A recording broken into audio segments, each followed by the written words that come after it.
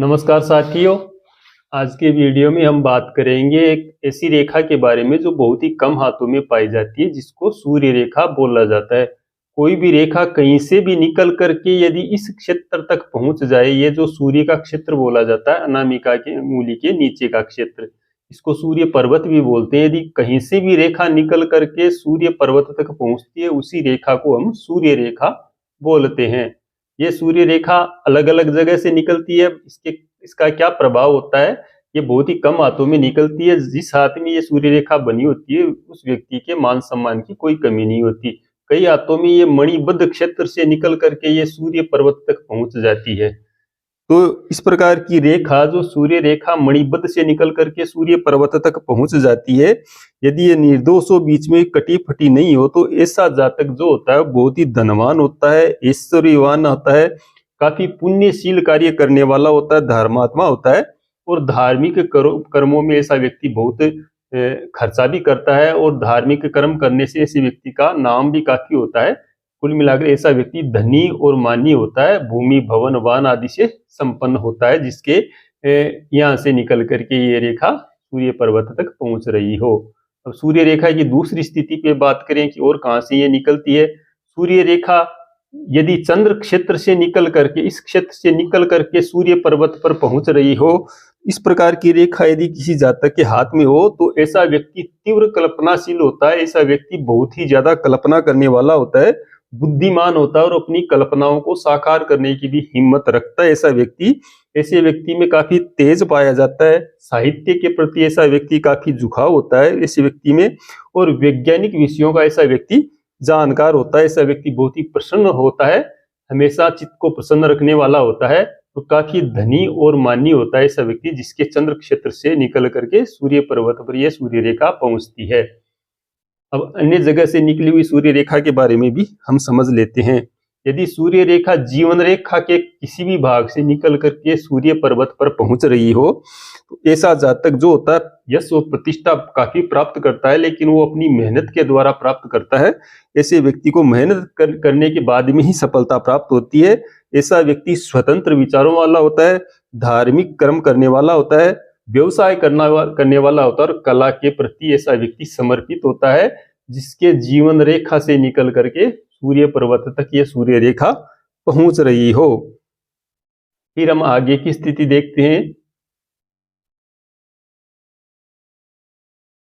यदि सूर्य रेखा किसी व्यक्ति के हाथ में अच्छी स्थिति में बनी हुई, ये रेखा हृदय रेखा से भी निकल सकती है। हृदय रेखा से निकल करके यदि ये सूर्य की अंगुली की तरफ बढ़ जाए, सूर्य पर्वत की तरफ बढ़ जाए, तो भी ये सूर्य रेखा बहुत ही अच्छा फल देने वाली होती है। जिसके हृदय रेखा से सूर्य रेखा निकलती है, वह व्यक्ति धन यश मान सम्मान प्राप्त करने वाला होता है।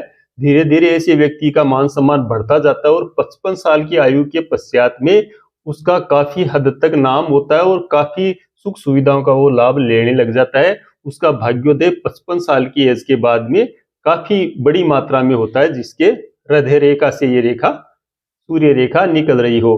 किसी किसी हाथों में ये हृदय रेखा से निकलने के बाद भी यहाँ पर ट्रायंगल का सा चिन्ह बन जाता है, त्रिभुज का सा चिन्ह बन जाता है।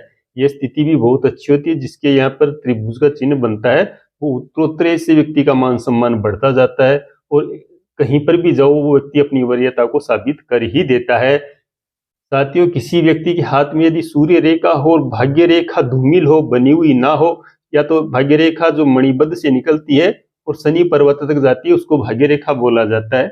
यदि किसी व्यक्ति के हाथ में सूर्य रेखा और भाग्य रेखा दोनों हो, तब तो उसको बहुत ही अच्छा प्रभाव मिलने वाला है।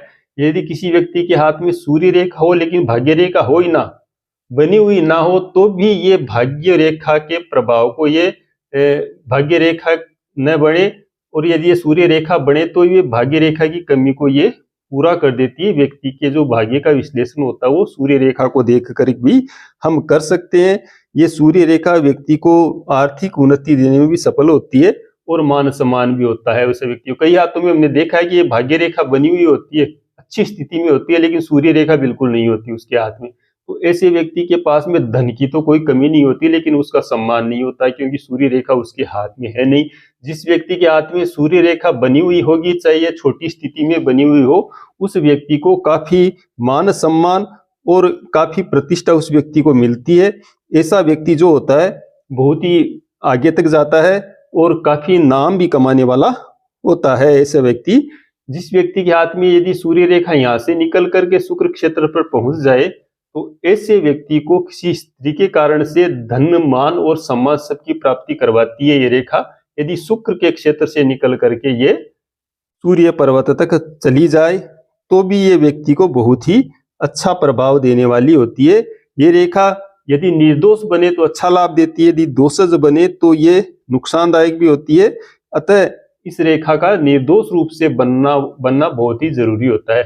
किसी व्यक्ति के हाथ में ये रेखा जो होती है सूर्य रेखा, ये मस्तिष्क रेखा से भी निकल जाती है, यहाँ से भी निकल सकती है ये रेखा।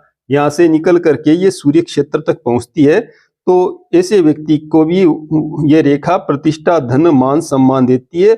और 40 वर्ष की आयु के बाद में ऐसा व्यक्ति जो होता है निरंतर उन्नति करता रहता है और 40 के बाद में ऐसे व्यक्ति के राजयोग प्रदान करती है ये सूर्य रेखा। साथियों, ये सूर्य रेखा हर किसी के हाथ में नहीं बनती। जो धार्मिक प्रवृत्ति के व्यक्ति होते हैं उनके हाथ में ये रेखा बनती है और ये रेखा बनना बहुत ही जरूरी है, क्योंकि इस रेखा के बिना व्यक्ति का सम्मान नहीं हो पाता है। साथियों, ये मैंने आपको सूर्य रेखा के बारे में जानकारी दी। अगले वीडियो में हम अन्य रेखा के बारे में बताएंगे। आशा आपको समझ में आया होगा। नमस्कार।